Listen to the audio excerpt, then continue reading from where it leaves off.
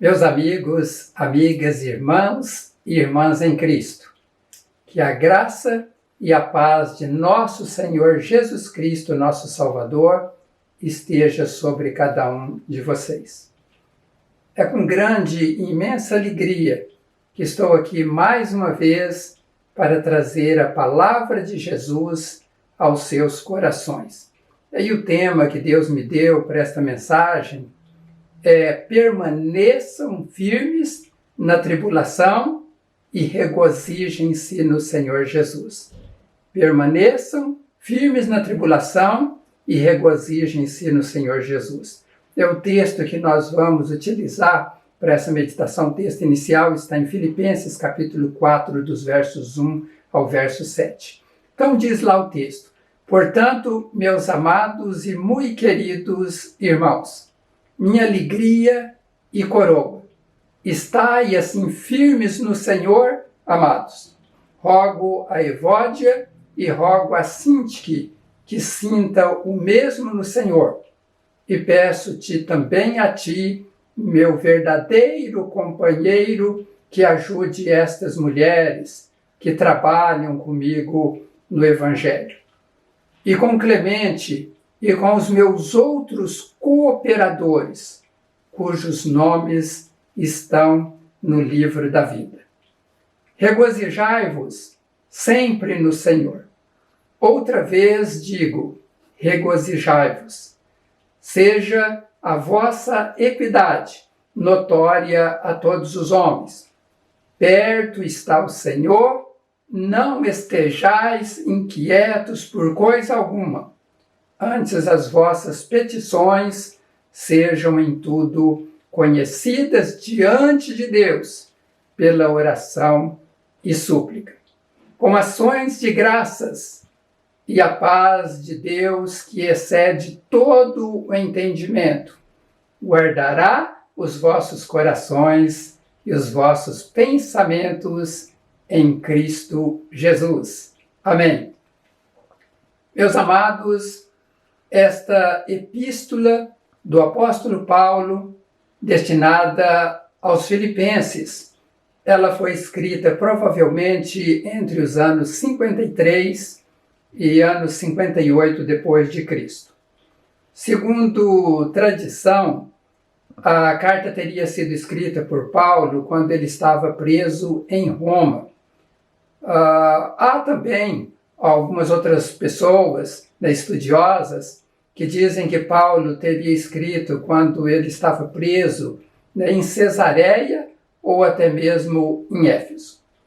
No início do capítulo desta carta dirigida à igreja de Filipos, Paulo ele começa com uma expressão carinhosa, uma expressão afetuosa àqueles irmãos e irmãs daquela igreja. Se nós olharmos ali no primeiro verso do capítulo 4, ele diz: meus irmãos, a quem amo e de quem tenho saudade, vocês são a minha alegria e a minha coroa. Já imaginaram uma pessoa de Deus dizendo isso para você, meu amado irmão, minha amada irmã, a quem eu amo, de quem tenho saudades? Seria tão bom ouvirmos palavras tão boas quanto estas. Pense em alguém que você ama, que você tenha saudades. Este era o sentimento que o apóstolo Paulo estava tendo com relação àqueles irmãos da igreja de Filipos. Ele expressa seu amor por eles, ele diz que tinha saudades, ele enfatiza que aqueles irmãos eram a sua alegria e a sua coroa. A palavra coroa, utilizada pelo apóstolo Paulo neste texto, ela tem um significado no original, que é um significado muito importante para pensarmos nela. Essa palavra no grego é a palavra Stéphanos, e o sentido desta palavra é como um emblema da realeza concedida a uma pessoa, por mérito. É como um prêmio nos jogos públicos ou um símbolo de honra, de uma maneira geral. Imagine a alegria que toma conta de o coração de uma pessoa quando ele recebe uma medalha olímpica né? Ele está completamente feliz, muito alegre. Este era o sentimento da alegria de Paulo quando ele se referia àqueles irmãos e irmãs da igreja de Filipos. Era uma alegria imensa, como aquele que ganha um prêmio.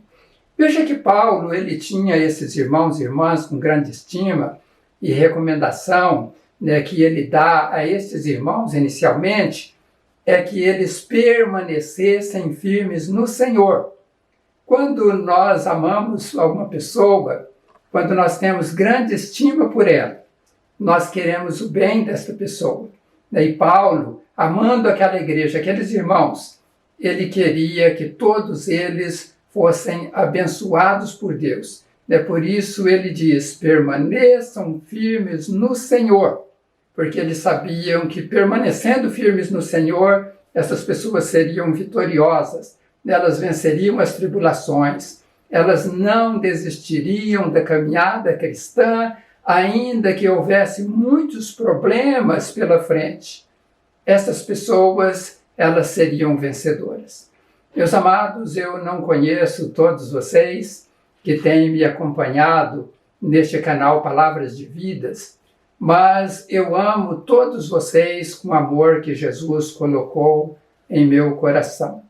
Eu oro por vocês todos os dias para que Deus abençoe a sua vida, para que Deus abençoe a sua família, para que Deus te proteja, para que Deus te livre de todo mal.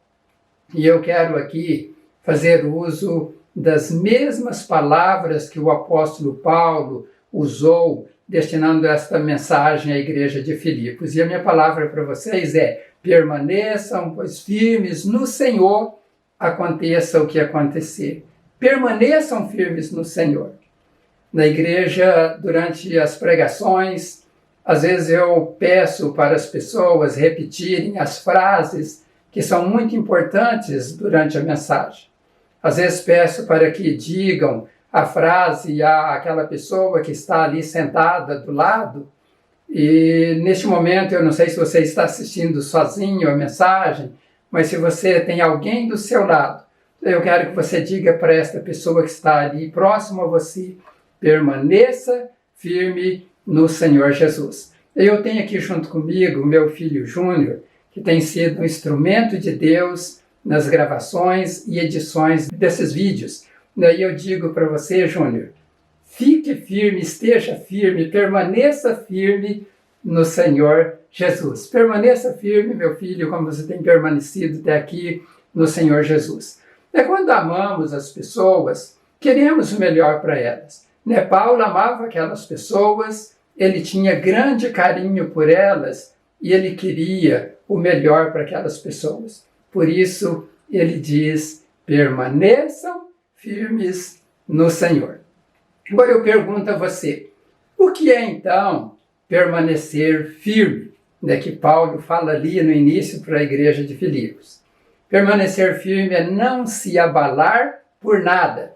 Pense nisso, é não se abalar por nada. Lembram o que diz no Salmo 125, um salmo tão abençoador?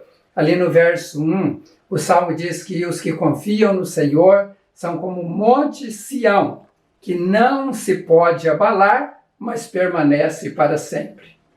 Permanecer firme é não se abalar por nada, é confiar no Senhor plenamente, é saber que Ele está no controle de tudo, é saber que Ele está olhando para mim, é saber que Ele conhece as minhas dificuldades, é saber que Ele conhece as minhas necessidades. Também é saber que Ele conhece as minhas incapacidades, as minhas limitações.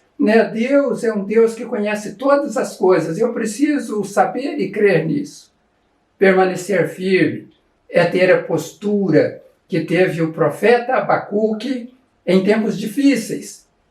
Veja o que diz este profeta, que está registrado no seu livro, no capítulo 3, verso 17. Eu vou utilizar a nova tradução da linguagem de hoje, e lá diz assim: ainda que as figueiras não produzam frutas e as parreiras não deem uvas, ainda que não haja azeitonas para apanhar, nem trigo para colher, ainda que não haja mais ovelhas nos campos, nem gado nos currais. Mesmo assim, eu darei graças ao Senhor e louvarei a Deus, o meu Salvador. Ou seja, ainda que tudo pareça perdido, ainda que as perspectivas sejam sombrias, ainda que há iminência de uma crise devastadora, ele conclui dizendo: eu me alegrarei no Senhor, exultarei no Deus da minha salvação. Meus amados, esta é a postura de alguém que está firme, essa é a postura de quem está firme no Senhor. E eu pergunto para você neste momento, você está firme?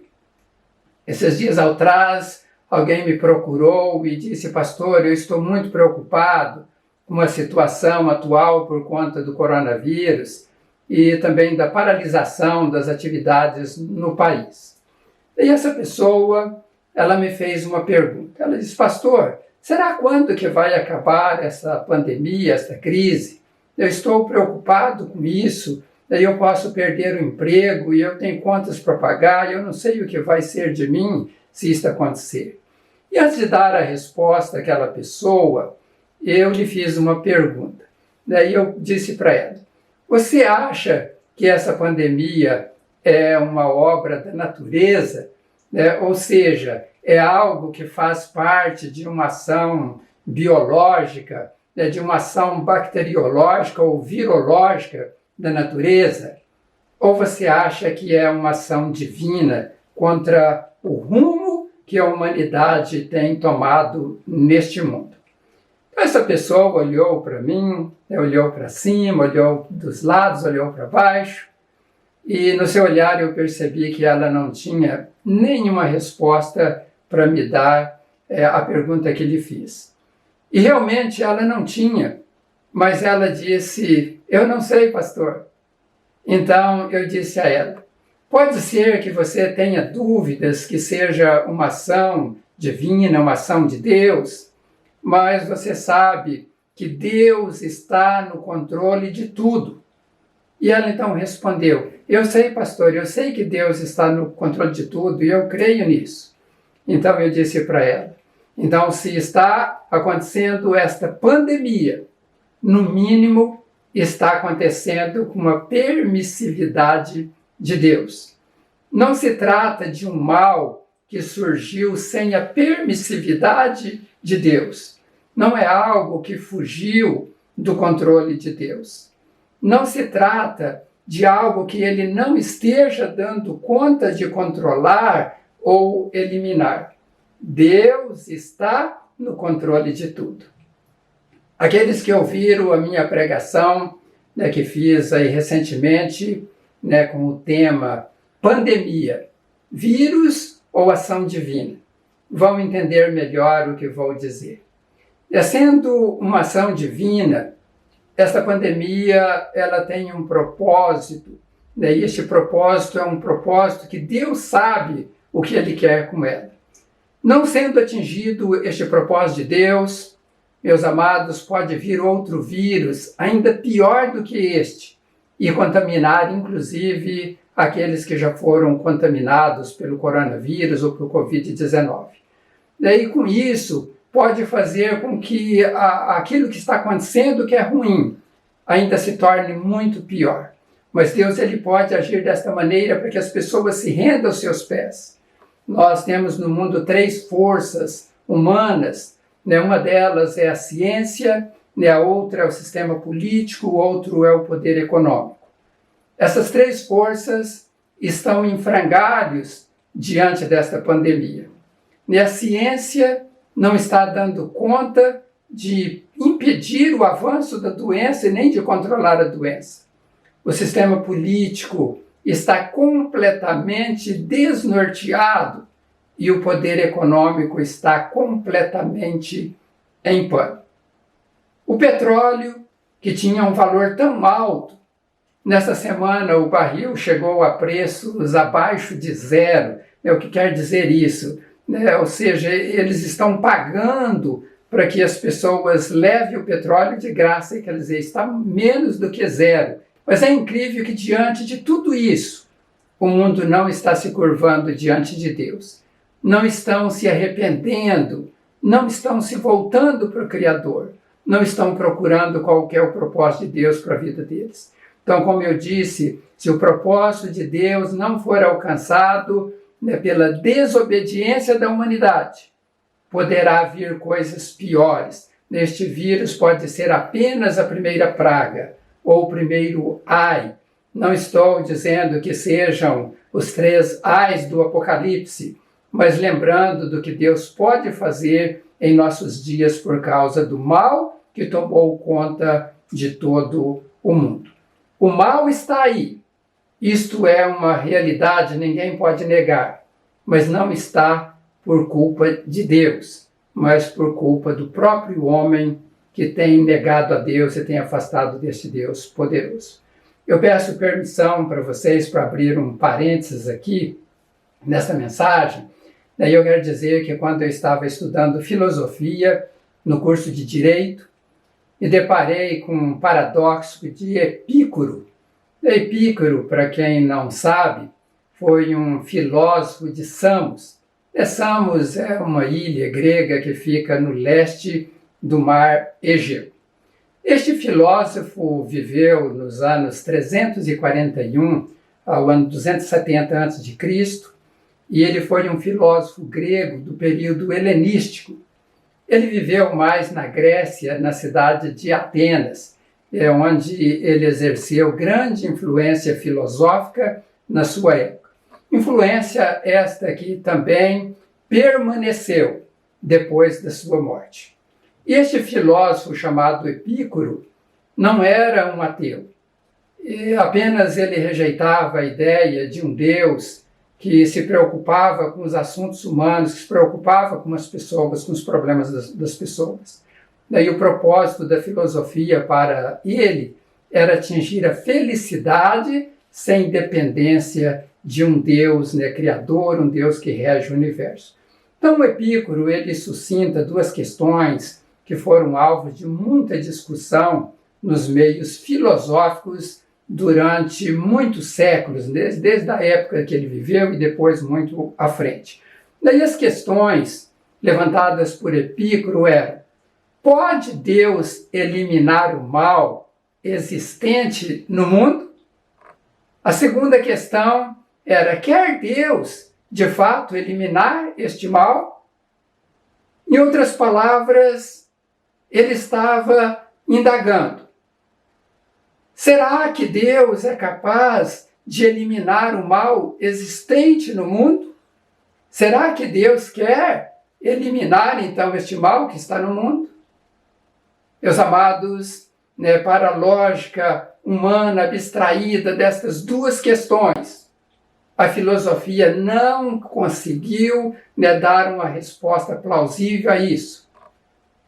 A primeira ideia que surgiu desta fala de Epícoro é que Deus se consegue eliminar o mal e ele não quer. Neste caso, então, Deus não é bom. Em segundo lugar, se Deus quer, então, acabar com o mal, mas ele não consegue, então este Deus não é onipotente. Em terceiro lugar, ele nem quer, nem consegue. Pior ainda neste caso, ele não é bom e nem onipotente. Daí, segundo aqueles filósofos não cristãos, por último, ele consegue e quer acabar com o mal, mas então, por que existe ainda o mal no mundo?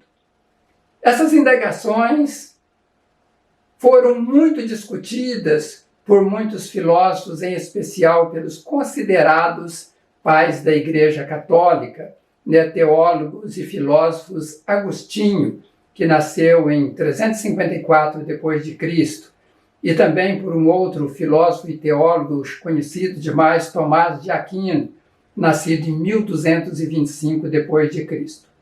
Ainda muitos séculos depois, um filósofo alemão, Leibniz, nascido em 1646, ele retoma esse assunto.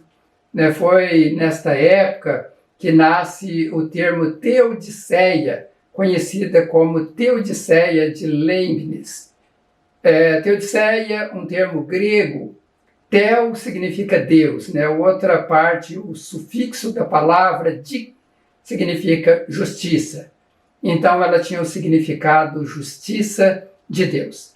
E veja bem, meus irmãos, todos estes homens e outros estudiosos tentaram encontrar uma resposta pela existência do mal no mundo e também a justiça de Deus em relação a este mal. Mas eles utilizaram a razão e eles não puderam dar luz a essa questão.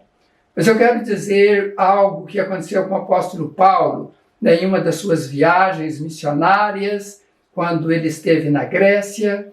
Ele entrou ali na cidade de Atenas e ele encontrou alguns seguidores desta escola filosófica de Epicuro.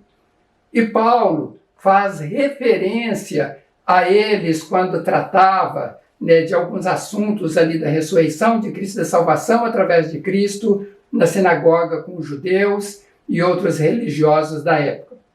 Isso está registrado no livro de Atos, capítulo 17, né, a partir do verso 17 você vai poder ver lá essa história. E lá diz que Paulo, né, ele estava todos os dias na praça com os que se apresentavam. E entre aqueles que ali se apresentavam, haviam alguns dos filósofos epicureus. Veja bem que são discípulos daquele que nós citamos, o Epicuro.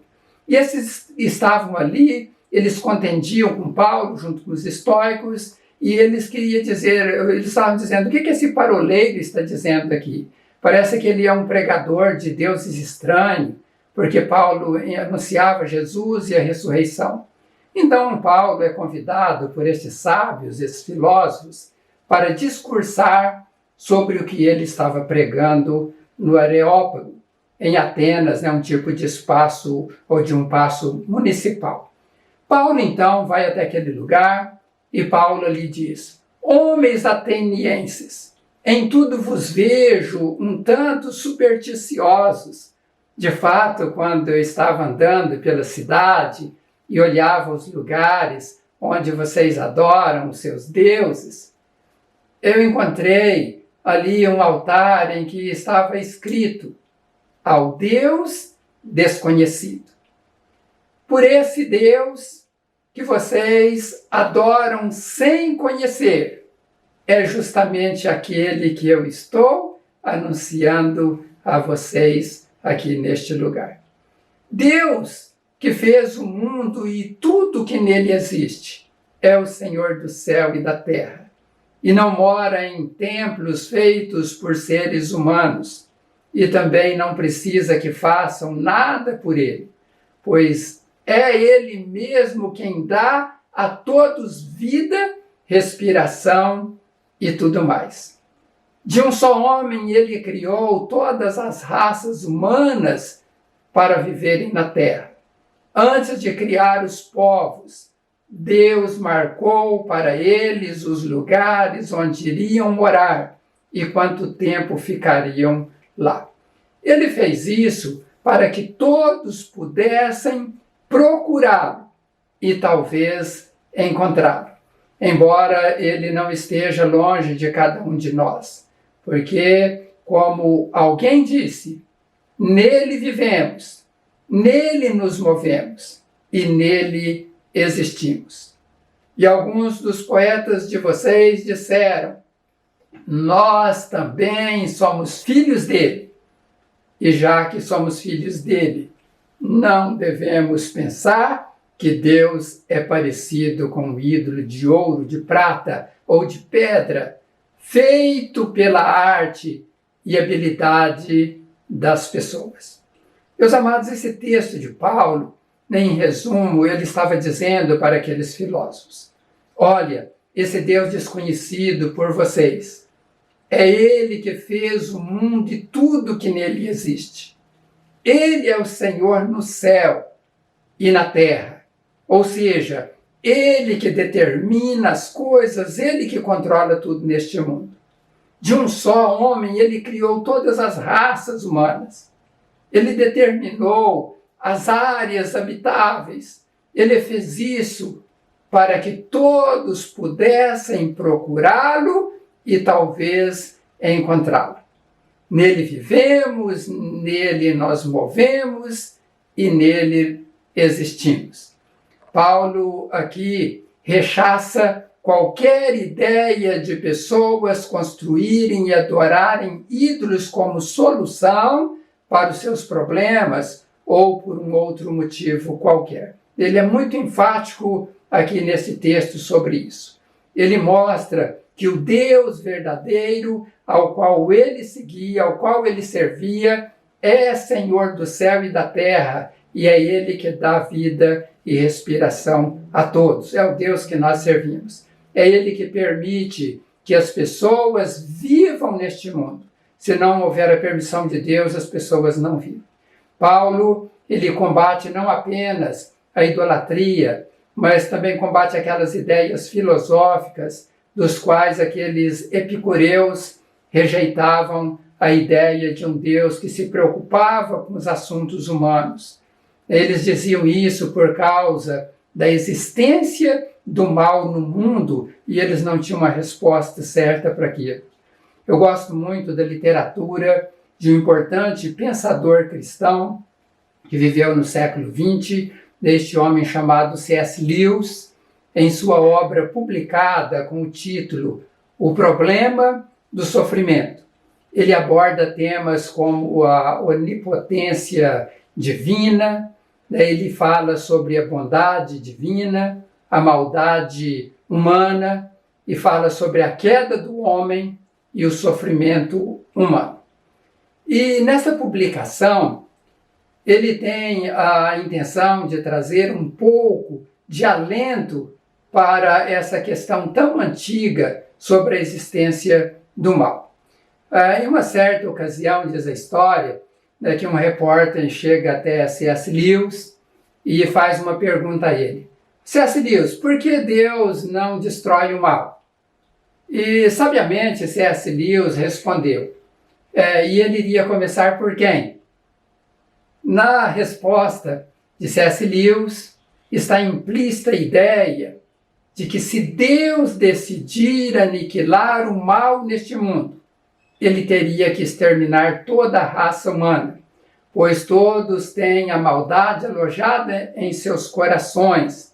Nós sabemos disso, né? Como diz a Bíblia, não há nenhum justo, nenhum sequer. Não há ninguém que entenda, ninguém que busque a Deus. Todos se desviaram, tornaram-se juntamente inúteis. Não há ninguém que faça o bem, não há nenhum sequer.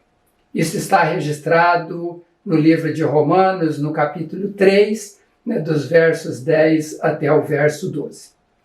Ao invés de Deus, então, destruir o mal e aniquilar aquele que pratica a maldade, Deus ele decidiu salvar os pecadores, e Paulo diz que ele era um dos principais.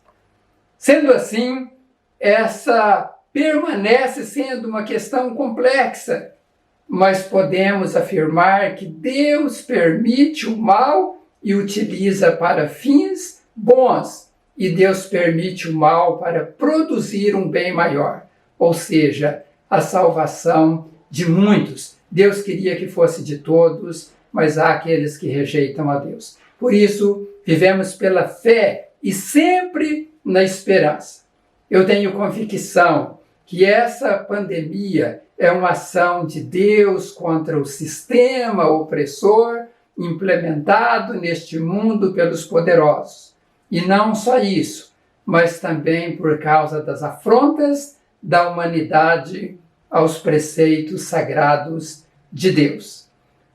Foi isso que abordei de forma clara na mensagem Pandemia, Vírus ou uma Ação Divina. Se você tiver a oportunidade, você pode depois assistir a mensagem que vai aparecer um link aí no seu vídeo. Voltando então eu abri este longo parênteses nesta mensagem para que você entenda que o mal existe. Ele é uma realidade.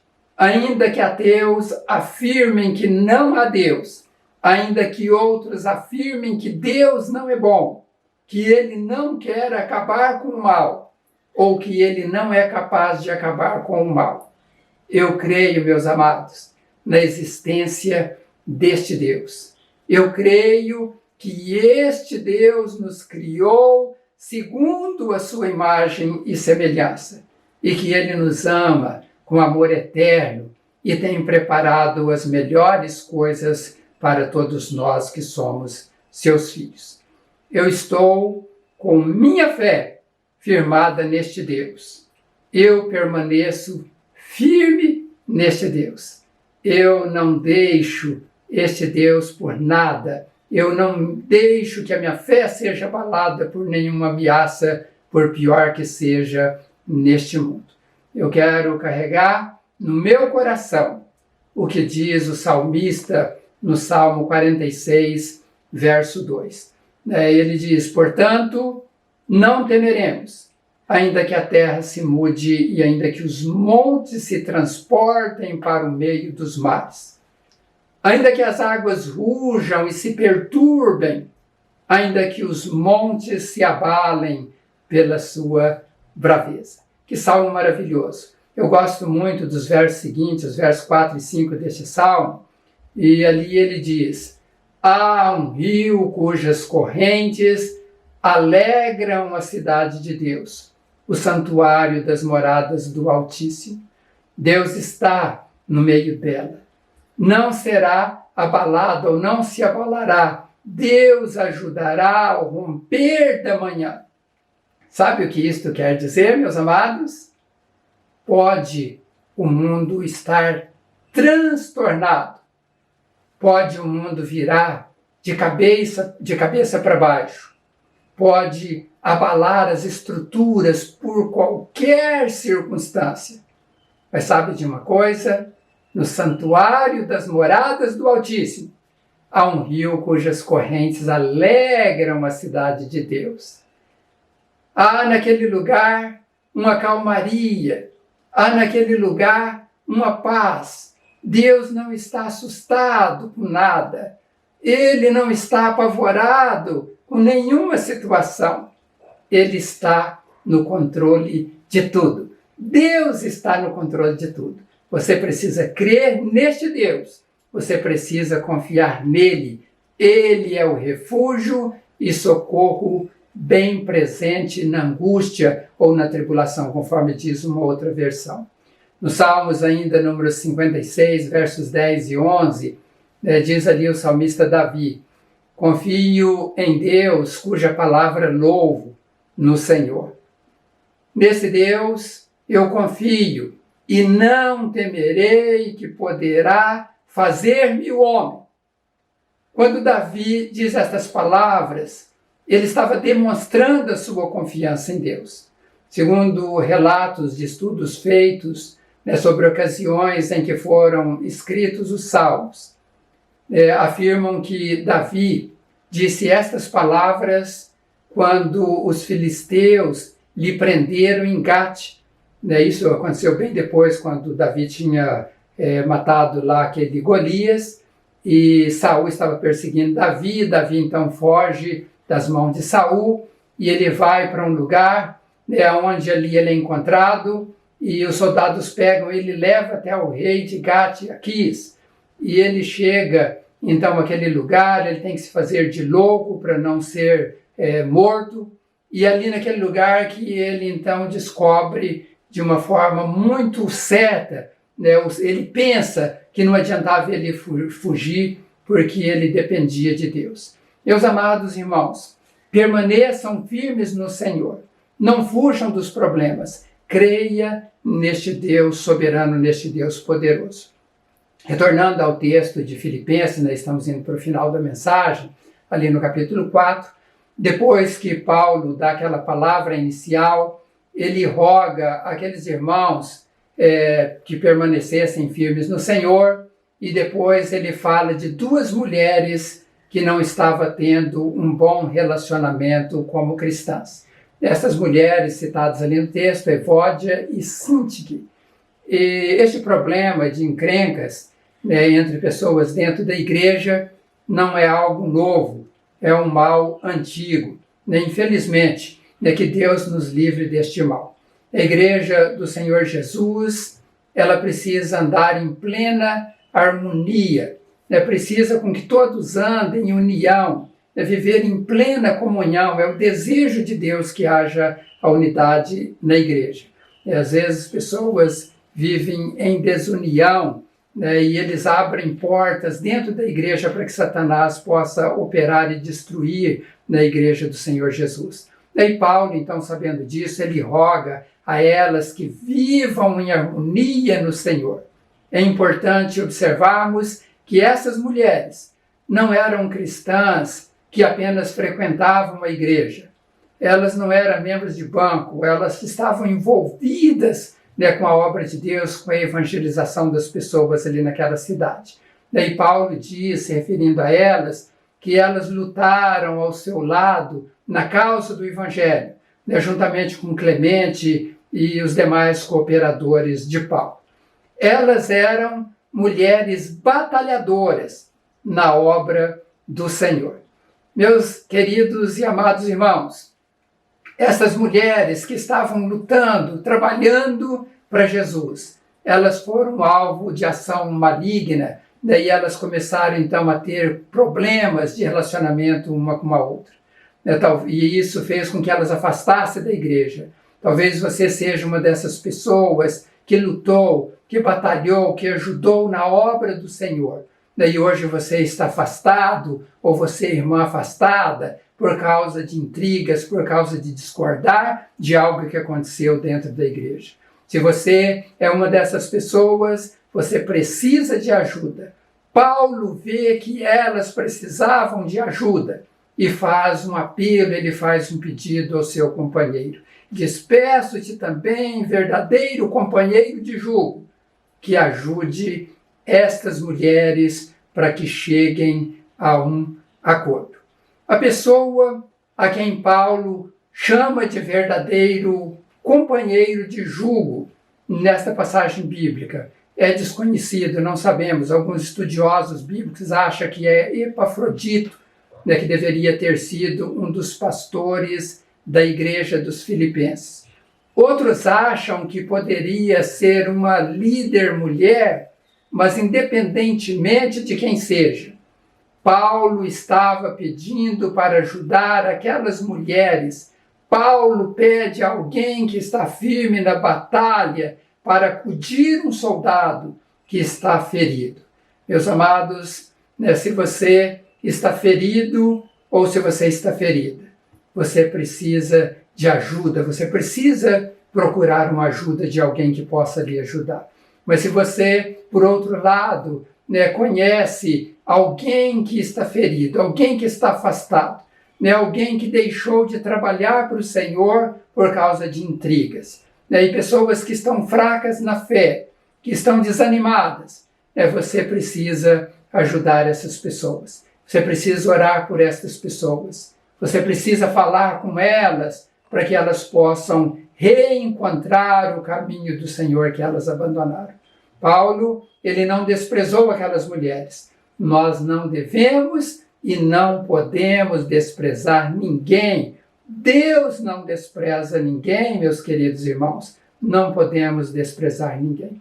Lembre-se das palavras do nosso Senhor Jesus Cristo, né, quando ele disse: não fostes vós que me escolhestes, mas eu fui a quem vos escolhi e vos nomeei para que vades e dê fruto. Jesus nos escolheu para que nós possamos socorrer as pessoas que precisam de uma palavra de vida. Seja, meu irmão, minha irmã, esse instrumento nas mãos de Deus. Outra fala importante de Paulo, voltando a falar de Paulo, nesse texto, está no verso 3.